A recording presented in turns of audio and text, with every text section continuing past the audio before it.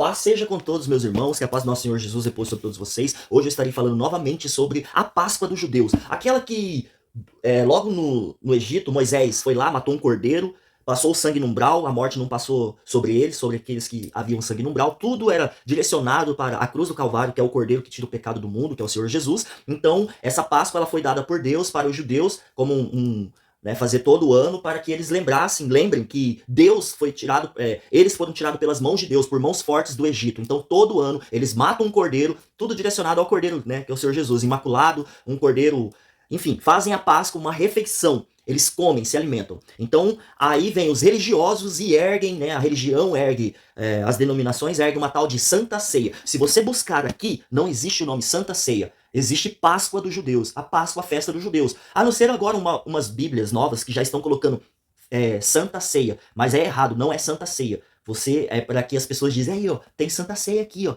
Tá na Bíblia, entendeu? Mas não é. Se você buscar a real mesmo, é Páscoa dos judeus que foram dada para eles. Então, é no repartir do pão que o Senhor Jesus se manifesta. Essa Santa Ceia, que de santa não tem nada, ela mais gera acepções de pessoas e divisões de pessoas. Por exemplo, você é batizado aqui na nossa denominação, você pode tomar a Santa Ceia. Você não é. Você não pode. Fica aí. E todo mundo já olha torto. Ah, você é casado? Você pode tomar a Santa Ceia. Ó, o corpo de Cristo vem aqui. Você não é casado. Ó, já olha, já tá em pecado. Separou, teve 5, 10, 20 mulheres. Nem a mulher do poço ali, a mulher samaritana, foi julgada pelo Nosso Senhor, nem aquela em adultério, né? Tem alguém aqui que apedreja, alguém que queria te apedrejar ainda está aqui? Nem eu te condeno, vá e não peques mais. Então, a Páscoa, não que eu sou contra fazer a ceia do Senhor, entendeu? O que eu estou dizendo é que está errada. Isso é uma prática pagã, é uma abominação aos olhos de Deus, é um ritual pagão. Esse levantar de uma migalha de um farelo de pão e um copinho de suco de uva ou mesmo de vinho e falar assim, toma, esse aqui é o corpo de Cristo, porque eles não têm uma compreensão sobre isso. O nosso Senhor, ele se manifesta no partilhar do pão.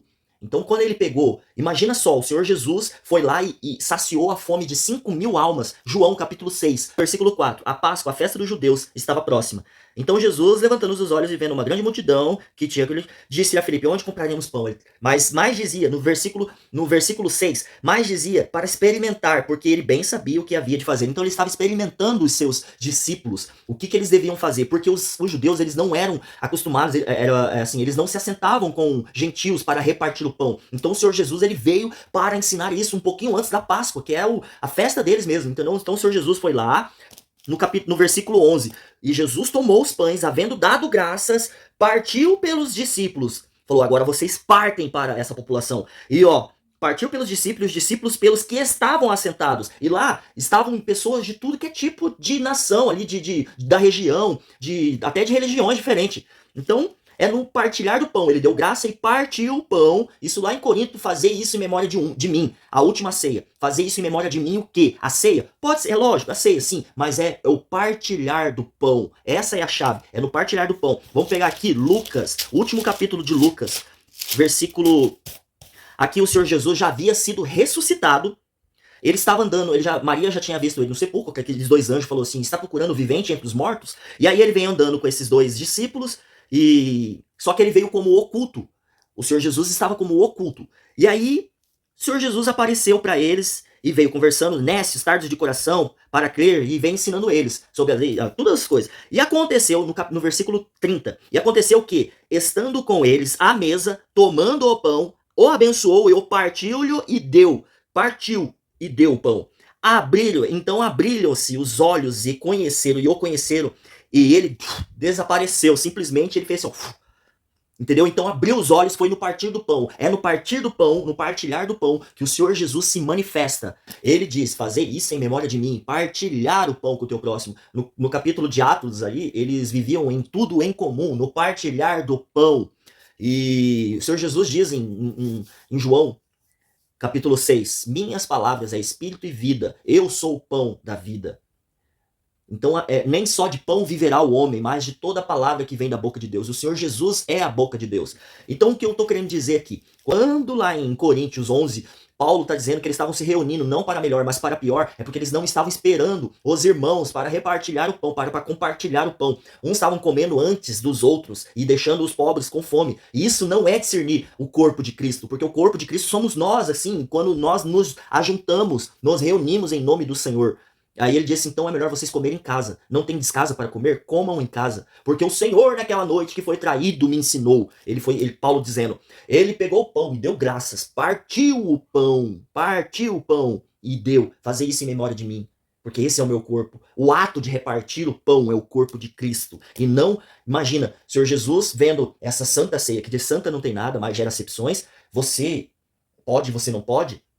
Senhor Jesus vendo isso, no multiplicar dos pães, ele multiplicou para mais de 5.000 almas, o pão alimentou as pessoas de verdade, e aí vem a religião ergue uma tal de Santa Ceia, com uma migalhinha de pão e um copinho de suco de uva, ou mesmo de vinho, e dá para a pessoa, uma representação. O Senhor Jesus, quando ele alimentou essas pessoas, ele não estava brincando, ele alimentou essas pessoas, tanto é que ele disse aqui, trabalhai não pela comida que perece, mas pela comida que permanece para a vida eterna, o qual o Filho do Homem vos dará, porque este o Pai, Deus o selou, Deus, o Criador, selou o Senhor Jesus para nos dar o seu alimento, que é o que? A sua palavra. A sua palavra é alimento. Por isso que nós dizemos, nós nos alimentamos da palavra de Deus, que é a palavra do Senhor Jesus. Nem só de pão viverá o homem, mas de toda a palavra que sai da boca de Deus. Ou seja, sai da boca do Senhor Jesus a palavra de Deus. E nós nos alimentamos dela. E tudo ele diz. Aí ele pega o cálice, esse é o novo mandamento. É o sangue que é o novo mandamento. E qual é o novo mandamento? Amai a Deus com toda a força do teu coração, do teu entendimento. E amai a quem? O próximo.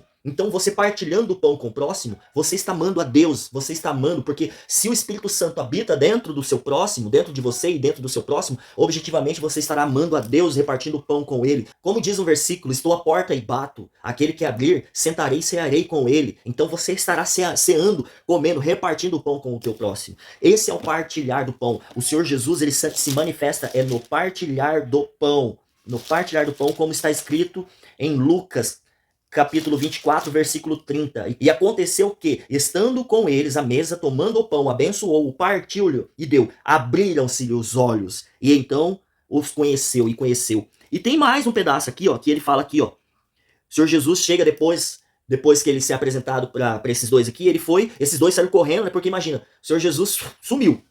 Aqui tá dizendo, ele sumiu. A hora que caiu nas escamas dos olhos, ele desapareceu. E aí ele vem depois, aparece aos 11 e fala, paz seja convosco. Eles, meu Deus do céu, de onde que saiu o Senhor Jesus, né? É um fantasma. Aí, eles espantados, atemorizados, pensavam que viram algum espírito.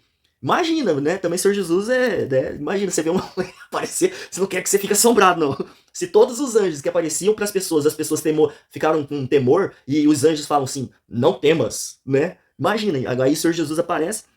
E aí ele disse o seguinte, pensava que vinha algum espírito, e ele diz, por que estáis perturbados e por que sobem tais pensamentos ao vosso coração? Que ele é um fantasma, também tem que estar acostumado, né, a passar pelas paredes. E aí, vedes as minhas mãos e os meus pés, que sou eu mesmo, tocai-me. Pois um espírito não tem carne nem ossos como vedes que eu tenho. Um espírito não tem carne nem ossos como vedes que eu tenho. E ele passou, ele apareceu ali, não sei nem como que eu posso falar, isso transfigurou, ele fica, acho que brilhoso, né? Mas ele aparecer assim, então por isso que eu digo que o Senhor Jesus, ele é capaz de aparecer para você, testar o teu coração, se você está partilhando o pão. Vamos colocar aqui, você está indo lá pro templo.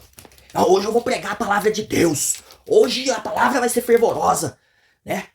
E aí passa alguém necessitado, ô senhor, por favor, o senhor é um pedacinho de pão aí, um dinheirinho para comprar um lanche ali pro meu filho, ou pra mim mesmo, que eu tô com fome.